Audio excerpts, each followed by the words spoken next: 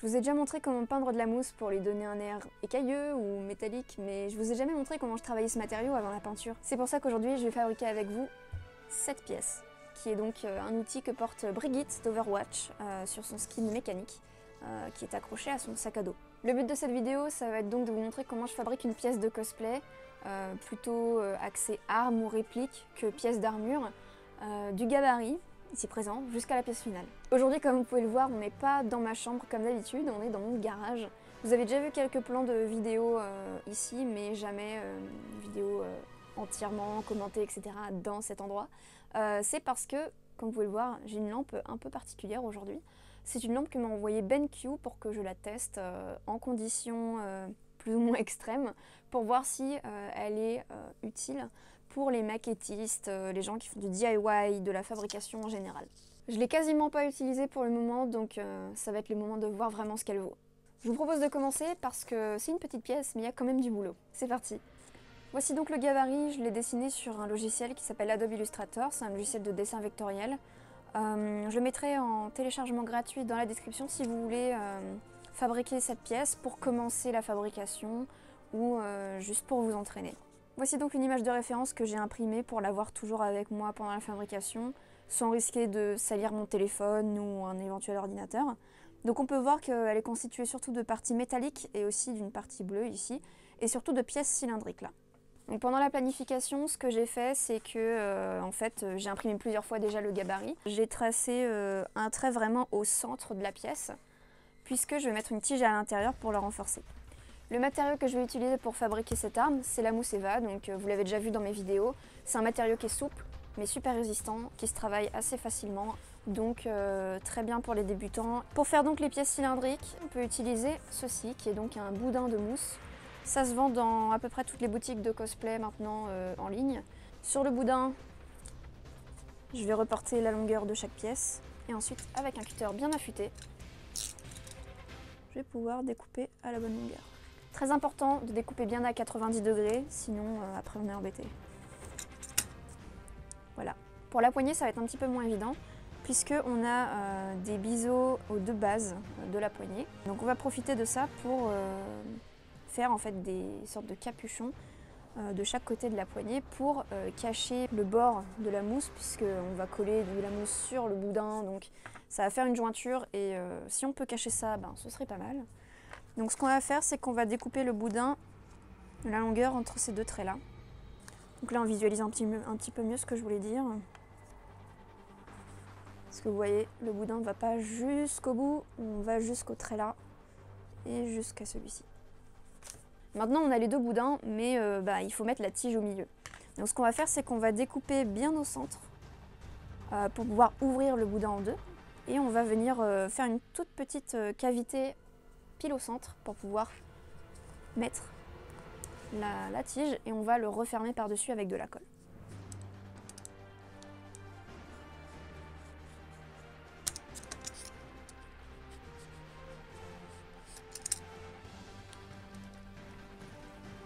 Voilà, donc le tout, c'est pas que ce soit parfait, mais surtout que ce soit juste ce qu'il faut pour pouvoir mettre la barre et refermer par-dessus, et vérifier surtout que c'est bien au centre. Pour les coller, je vais utiliser de la colle néoprène. Je vais mettre mon masque, donc un masque avec des filtres, pour éviter de respirer les vapeurs qui sont relativement toxiques et qui sentent quand même assez fort. Ce qui est bien quand on porte le masque, c'est qu'on sonne comme Dark Vador.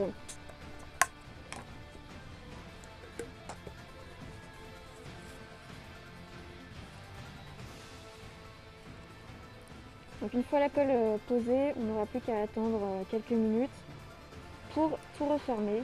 C'est bien important de mettre la colle sur les deux parties à coller ensemble, puisque elle va former une pellicule adhésive qui va se coller elle-même. En attendant que les néoprènes sèchent, on va pouvoir travailler sur la suite de la poignée, qui est donc une partie striée. Pour ça, j'ai fait un second gabarit. Le but, c'est de compléter en fait l'épaisseur qui manque à la poignée. Donc j'ai calculé qu'il fallait une épaisseur de mousse de 8 mm. Donc j'ai pris une pièce de 8 mm, je l'ai enroulée autour du boudin et j'ai vu quelle longueur il fallait pour que ça se complète. Donc j'ai découpé ma petite pièce un carré. Donc, ce qui va être intéressant à faire là, c'est graver entre guillemets les petits détails sur notre mousse. Donc je vais commencer par dessiner mon motif que je veux graver au stylo et ensuite je repasserai par-dessus avec la lame. Pour le motif strié, ce que je vais faire, c'est que je vais plier la feuille en suivant chaque trait et reporter le trait. Une fois que les traits sont tracés, j'utilise une règle en métal pour faire un trait bien droit et, comme tout à l'heure, légèrement découper la mousse. On peut continuer en faisant à peu près le même écart et à peu près parallèle. Pas besoin de tracer chaque ligne avant de mettre un coup de scalpel. Vous pouvez le faire si vous voulez être sûr de ne pas vous louper. Mais c'est vraiment pas hyper grave si c'est pas exactement parfait. Et voilà, on a toutes nos découpes qui sont faites. Maintenant, il est temps d'empoigner le décapeur thermique. Ce genre de motif, c'est vraiment pas facile parce qu'il y a toujours le risque de faire une ligne pas tout à fait parallèle au reste, vu que c'est fait à la main. Mais je dois dire que là, c'est plutôt pas mal. En plus, comme on va l'arrondir après, ça va encore plus ressortir. Ça va être plutôt stylé. Donc là, maintenant, on va pouvoir refermer tout simplement les boudins qu'on a découpés tout à l'heure. Donc ce qui va être fait après, c'est par-dessus, hop, on va venir enrouler tout ça. Pour pouvoir coller ça sur le boudin, ce qu'on va devoir faire, c'est en fait biseauter les angles de chaque côté. Vous pouvez voir que j'ai un peu galéré hors caméra parce que ça ne se refermait pas sur le biseau à cause de l'épaisseur de la mousse. Donc j'ai essayé de découper, de recoller les pièces, etc. Et donc voilà, j'en ai conclu que pour pouvoir refermer ça un maximum, il fallait biseauter les deux bords pour pouvoir refermer ça un maximum. En attendant que la colle sèche, bon elle est quasiment sèche, mais je vais rapidement découper les deux cercles qui auront donc de chaque côté de cette pièce-là.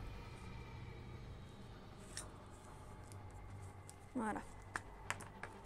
Maintenant c'est l'heure de vérité, on va pouvoir coller la poignée, la marque de la découpe qu'on a fait tout à l'heure sur le boudin, je vais la mettre à l'opposé de là où les deux bords de la pièce du dessus vont se rejoindre.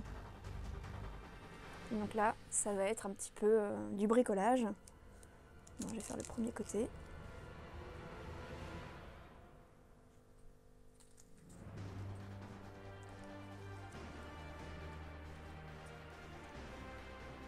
C'est dû à peu près. De toute façon, cette jointure, je m'attendais pas à ce qu'elle soit parfaite.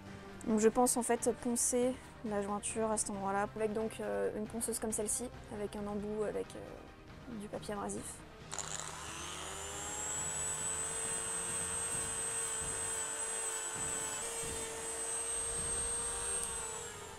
Là on peut voir que là où j'ai poncé, c'est plus tout à fait lisse. Donc je vais relisser la mousse en la chauffant, du moins un petit peu. C'est plutôt stylé, hein. Faut pas regarder le dessous. La prochaine étape, ce sera de coller donc les petits capuchons sur les extrémités. Et pendant que la néoprène sèche, je vais faire les biseaux, enfin plutôt les chanfreins du coup, sur cette pièce-là.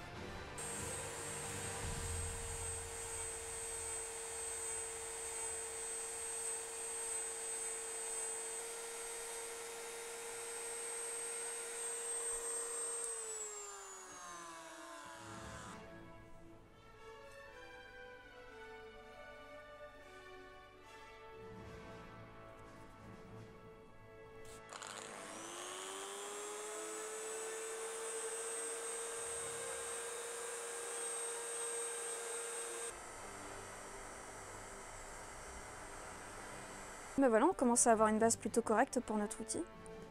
Si on compare avec le gabarit, on est pile poil aux bonnes dimensions. On a quelques petits défauts à corriger avant de faire la peinture, mais globalement, on est sur un truc quand même plutôt correct. On va donc continuer avec les autres pièces qu'on va découper dans de la mousse Eva d'épaisseur 10 mm, 5 mm et 3 mm pour la plupart. C'est l'occasion de recycler les chutes d'autres projets. Parce qu'on a toujours des chutes, ou des pièces qui n'ont pas fonctionné comme on voulait et du coup elles ne servent plus à rien, et c'est l'occasion de les réutiliser pour découper des pièces petites. Donc pour déterminer l'épaisseur de chaque pièce, j'ai regardé mes images de référence par rapport à ces pièces-là et j'ai déterminé vaguement le nombre de pièces de différentes épaisseurs qu'on va avoir à découper. Donc la plupart des pièces sont composées à la base de 2 x 10 mm et après on va superposer les couches pour ajuster le niveau de chaque pièce les unes par rapport aux autres.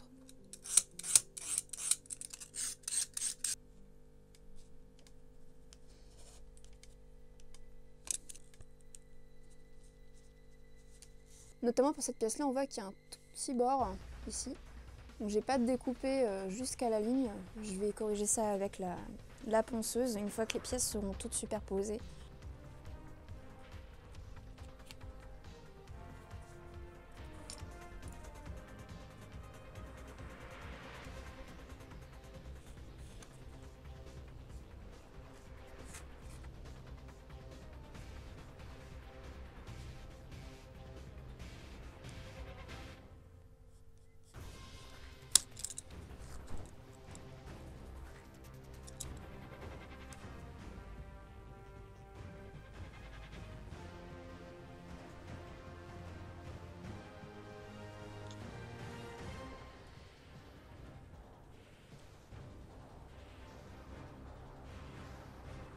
Nous voilà donc avec toutes les pièces découpées. Comme vous pouvez le voir, certaines sont biseautées.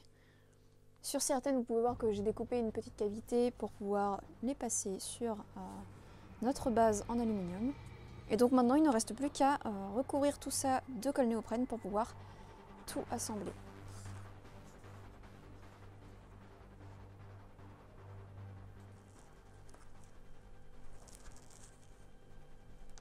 Le plus gros des pièces est assemblé.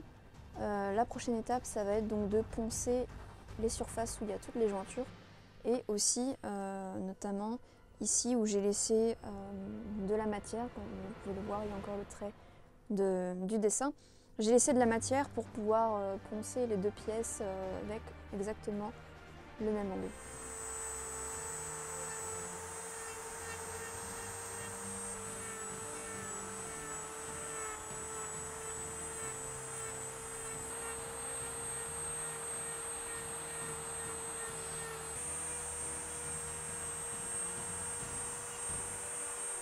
J'ai au total 2 ponceuses, celle que je vous ai montrée tout à l'heure et celle-ci qui est le même type de ponceuse, c'est juste qu'elle a en plus un flexible qui me permet d'avoir une sorte de stylo qui vibre beaucoup moins et qui est beaucoup plus pratique à manipuler tout simplement pour les petits détails, comme par exemple la cavité que vous voyez ici.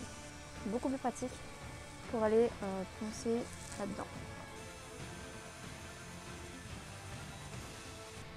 Donc là j'assemble des pièces supplémentaires pour ajouter des niveaux de détail.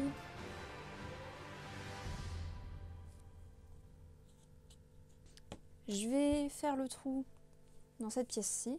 Et pour le faire, j'ai utilisé tout simplement un emporte-pièce circulaire. Tout simplement, on va venir le tourner pour percer notre pièce. Et là, la pièce avec le joli petit trou dedans. Comme vous pouvez le voir, cette pièce-là est censée avoir une petite indentation ici pour pouvoir laisser passer celle-ci par-dessus. Donc on peut les placer comme ça, mais il y a un léger décalage ici qu'on ne veut pas. Donc je vais simplement faire une petite encoche, je retire un petit peu de matériau ici pour pouvoir positionner les 2 pièces comme il le faut. Hop, on va nettoyer ça rapidement à la ponceuse.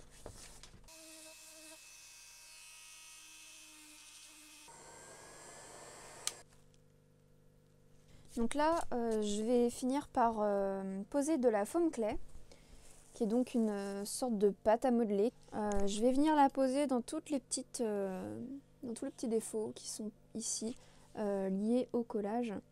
Je vais la poser de manière très fine pour qu'elle sèche assez vite et pour pouvoir ensuite la poncer et pour qu'elle remplisse tout simplement ses défauts.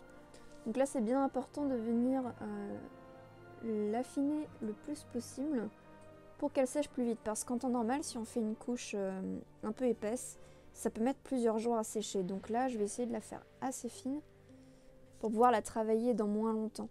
Donc pour remplir ce genre de défaut, vous pouvez aussi utiliser du mastic acrylique qui est donc souple, mais ça va pas être assez épais pour certaines jointures comme celle-ci en l'occurrence. Donc voilà, la foam clay, ça reste le meilleur truc pour les grosses jointures, les gros défauts à combler. Pareil sur ce genre de défaut, ici la foam clay ça va très bien fonctionner. Quand vous faites ça, prévoyez au moins, je dirais 24 heures de séchage pour des couches assez fines comme ça. Ça peut être moins, mais je préfère laisser minimum 24 heures pour être sûr que ça va être vraiment assez sec, parce que si on ponce la foam clay et qu'elle n'est pas sèche en profondeur parce que la couche est trop épaisse, et ben ça va s'effriter et ça va partir en miettes tout simplement. Et il faudra en remettre, donc je préfère essayer d'éviter ça un maximum pour gagner du temps. Nous sommes donc le lendemain et vous pouvez voir que la foam clay est sèche, donc je vais pouvoir me faire un plaisir de prendre du papier abrasif, celui-là c'est du 220, et de venir tout simplement la poncer tout doucement, commençant par les côtés. Donc comme je vous le disais, il faut vraiment être très délicat avec la foam clay. Il ne faut pas y aller comme un bourrin, il faut vraiment y aller coup par coup. Et surtout s'arrêter si on voit que la foam clay s'effrite. Donc c'est là qu'on peut voir à quel point ça fait la différence.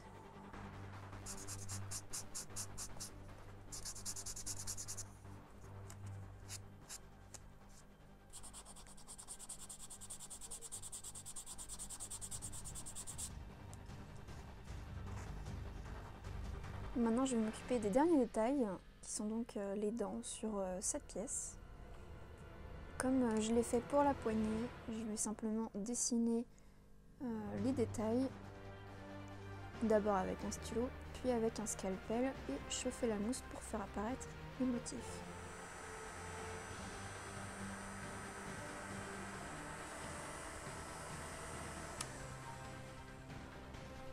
Ok, donc maintenant on va pouvoir s'attaquer à la pièce la plus délicate du projet, qui est donc celle-ci, et il va falloir graver ces petits détails là dedans. Donc j'ai fait des tests avec différents embouts. Le plus concluant reste celui avec ce petit embout qui est donc rond.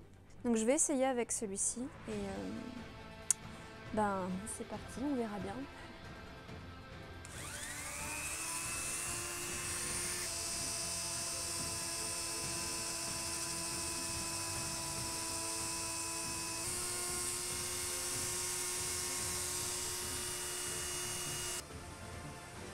Bon, ici j'en profitais pour vous parler de cette lampe. Son nom, c'est la White. C'est une lampe qui est commercialisée par BenQ. Elle a de nombreuses fonctionnalités, comme par exemple le fait de pouvoir adapter sa luminosité, mais aussi sa température. On peut avoir une lumière bleue, une lumière jaune, ou entre deux. Et on peut aussi avoir une fonctionnalité de lumière automatique qui est donc faite pour le confort visuel. L'avantage de cette lampe dans l'utilisation que j'en fais, c'est de pouvoir vraiment la positionner comme on veut, aussi proche que l'on veut de la pièce que l'on réalise, vraiment tous les angles possibles et imaginables, avec une température de lumière qui est la plus proche possible de la lumière naturelle, ce qui permet de vraiment voir, surtout quand on fait de la peinture par exemple, les couleurs qu'on applique, quelle intensité elles ont, et etc., pour voir vraiment si ça correspond à ce que l'on veut. Cette lampe est vraiment super cool, elle est pratique, elle fonctionne très bien, elle est vraiment parfaite dans ce cas de figure. Comme vous le savez, la qualité a un prix et cette lampe n'est pas une exception. Mais j'ai réussi à vous dégoter un petit code promo de 10 € sur cette lampe à valoir donc sur le site de BenQ. C'est White Promo FR et c'est valable jusqu'au 11 avril. La pièce est clairement pas parfaite, mais c'est la première fois que je fais des détails aussi petits et aussi précis. Et je dois dire que c'est plutôt pas si mal. En tout cas, ça fera le taf. Donc maintenant on va pouvoir venir commencer à assembler les différentes pièces ensemble. Voilà, le plus aligné possible. On va coller la dernière pièce. Donc je vérifie bien le sens dans lequel elle se met.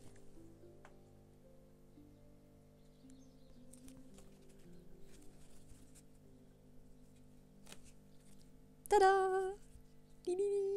Maintenant que tout est assemblé, on va pouvoir faire les dernières finitions. Pour ça, je vais donc utiliser le Flexifiller, qui est un mastic acrylique, comme je vous disais tout à l'heure. Ça va servir surtout à combler les jointures entre les différentes pièces et donc les plus petites jointures, comme on voit encore un petit peu ici et par ici. Donc je vous ai déjà parlé du FlexiPaint sur ma chaîne. Le Flexifiller J'aime bien le présenter comme un Flexi Paint épaissi. On peut l'appliquer directement au doigt. C'est à base d'eau, ça sèche assez vite et ça colle énormément. Donc oui, ça se rapproche plutôt bien du Flexi Paint pour ça. Et ce qu'on va faire, c'est simplement venir l'appliquer comme ça. Faire un peu plus propre entre guillemets, on va utiliser de l'eau. Un petit peu d'eau comme ça, hop.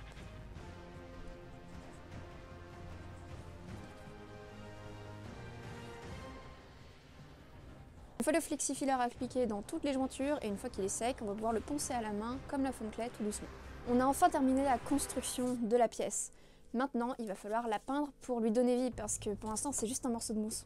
Avant de peindre, il faut sous-coucher la pièce pour que la peinture adhère bien. Pour ça, ma sous-couche favorite, ça reste le Flexi Paint, encore et toujours. Pour utiliser le Flexi Paint, je vais d'abord en verser dans un gobelet.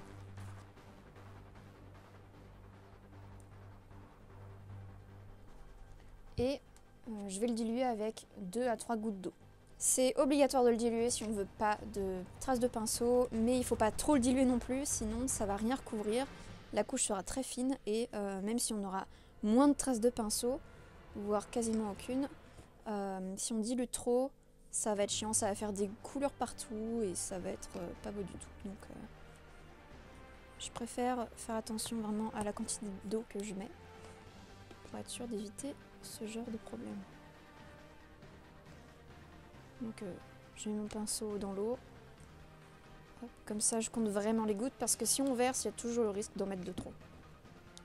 Ici je fais une sous-couche noire parce que j'ai la plupart de mes pièces qui vont être métalliques ou grises.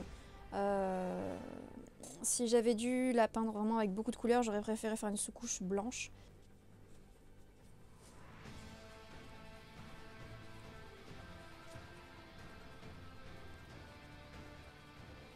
Surtout bien insister dans tous les creux pour n'oublier aucun morceau.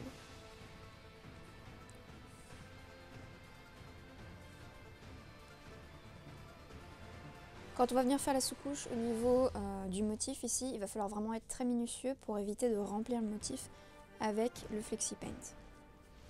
Donc pour ça, il faut bien passer le pinceau dans toutes les directions pour éviter que le Flexi Paint ne s'accumule dans les creux.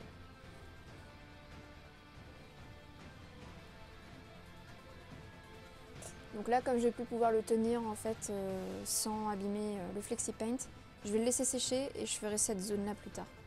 Je vais en profiter pour le suspendre en fait en utilisant l'ouverture ici. Après 3 à 4 couches de Flexi Paint, notre pièce est prête à être peinte. Quand je regarde ma référence, je vois qu'il y a des pièces qui sont argentées, d'autres métalliques plus foncées, d'autres grises et certaines bleues. Donc j'ai réuni mes différentes peintures qui sont des peintures Vallejo. Pour les pièces métalliques, je vais aussi utiliser ce qu'on appelle du Flexi Paint transparent avec des pigments métalliques. J'ai déjà fait une vidéo avec cette technique. Pour cette technique, le but c'est de donc mélanger du Flexi Paint transparent avec des pigments métalliques en poudre.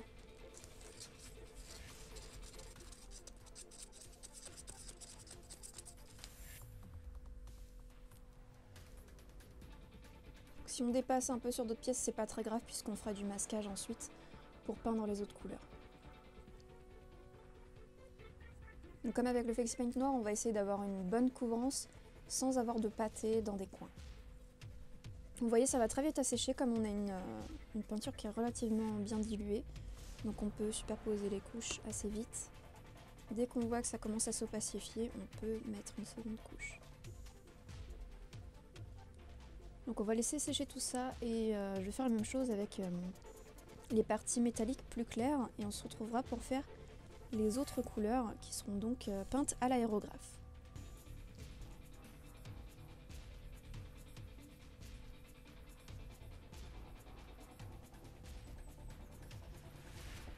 Donc une fois que les parties métalliques sont sèches, on va pouvoir venir frotter dessus du pigment avec un chiffon ou un mouchoir par exemple pour accentuer encore l'effet métallique. C'est ce qui va le faire vraiment bien ressortir. Je vais m'occuper des pièces grises, donc celle-ci et celle-ci, ainsi que le bas des dents ici. Donc je vais utiliser du scotch de masquage pour masquer donc, les parties grises que je ne veux pas peindre puisque elles sont déjà peintes. Ça peut être plus facile de travailler avec des petits morceaux plutôt que des grands morceaux. Donc n'hésitez pas à séparer votre masquage en plusieurs petits bouts, si ça peut vous aider. Le masquage, c'est un procédé qui est assez long et assez chiant, hein, honnêtement. Mais ça nous permet d'éviter de déborder accidentellement avec notre peinture. Et croyez-moi, même en faisant attention, ça arrive toujours. Donc il faut vraiment être minutieux sur cette partie-là pour éviter les accidents. Voilà, donc on a masqué le contour de ces deux pièces et aussi de celle-ci. Maintenant, on va pouvoir passer à l'aérographe avec donc une peinture gris clair. J'ai déjà fait une vidéo entière sur l'aérographe, donc je ne vais pas rentrer dans les détails ici, simplement vous montrer quelle pièce je peins.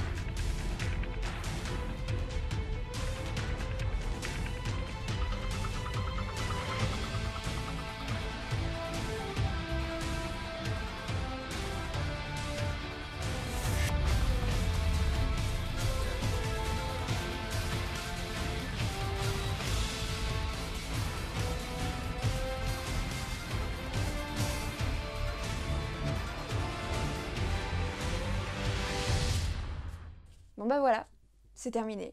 Après 20 heures de travail, surtout l'assemblage, la finition, la peinture, cette pièce est enfin finie. On dirait pas comme ça, mais une toute petite pièce, ça peut prendre du temps à fabriquer. Elle est super légère, elle pèse moins de 100 grammes je pense, et elle est molle, puisque c'est de la mousse, donc elle est complètement safe pour les conventions, il n'y a pas de souci. Vous n'aurez pas de problème avec les sécurités avec des accessoires en mousse comme ça. Pour revenir sur la lampe white, qui est maintenant sur mon bureau juste à côté de moi, mais je la reprendrai dans mon garage pour tous les prochains projets que j'aurai, puisqu'elle était super pratique, j'ai vraiment adoré l'utiliser. Même au niveau des couleurs, franchement j'ai vu aucune différence entre cette pièce éclairée uniquement avec la white dans mon garage et à la lumière du soleil, vraiment. Super bonne restitution des couleurs. Le seul petit inconvénient que je pourrais souligner concernant cette lampe, c'est sa taille. Elle est grande et ça permet d'éclairer de super grandes surfaces quand on en a besoin grâce à son côté incurvé là. Mais si on est dans un espace assez réduit, un petit atelier dans un petit coin d'une pièce, ou ça peut être compliqué de l'utiliser pour un éclairage normal. Pour un éclairage de précision, si on la rapproche de la pièce sur laquelle on travaille, il n'y aura pas de souci. Mais voilà, elle est grande et il faut garder ça à l'esprit quand même. Si vous voulez vous la procurer, n'oubliez pas le code. Le lien aussi pour l'acheter est dans la description. Merci encore à BenQ de me l'avoir envoyé, de m'avoir permis de la tester et c'est vraiment super cool parce que je suis très contente de l'avoir et j'ai vraiment hâte de pouvoir continuer mes prochains projets avec. Voilà, elle est bien là. Merci d'avoir regardé cette vidéo jusqu'au bout. Je sais qu'elle a été très longue, mais c'est parce que j'essaie d'expliquer vraiment un maximum tout ce que je fais, tous les choix que je fais, pour que même ceux qui me regardent, qui ne font pas de cosplay et qui n'y connaissent rien en cosplay et en fabrication, bricolage et tout ça, comprennent les décisions que je prends, les matériaux que je choisis, les techniques que j'utilise, etc., etc. Si vous voulez voir mes anciens projets, mes projets actuels et mes futurs projets, allez me suivre sur Instagram, Twitter et Facebook. En ce moment, je suis en train de travailler sur une tenue de Link dans Breath of the Wild. J'essaie de la finir le plus vite possible pour pouvoir enchaîner sur Brigitte. Si vous n'êtes pas encore abonné à ma chaîne et que vous voulez voir d'autres vidéos comme ça, n'hésitez pas à vous abonner et à me le dire dans les commentaires si vous voulez voir plus de tutoriels ou si les making-of classiques vous conviennent. Si vous vous abonnez, n'hésitez pas à allumer la petite cloche pour être au courant des prochaines vidéos. J'en publie pas très souvent, donc ça permet de ne pas les rater quand il y en a. Sur ce, je vous souhaite une très bonne continuation, prenez soin de vous et à la prochaine fois. Salut!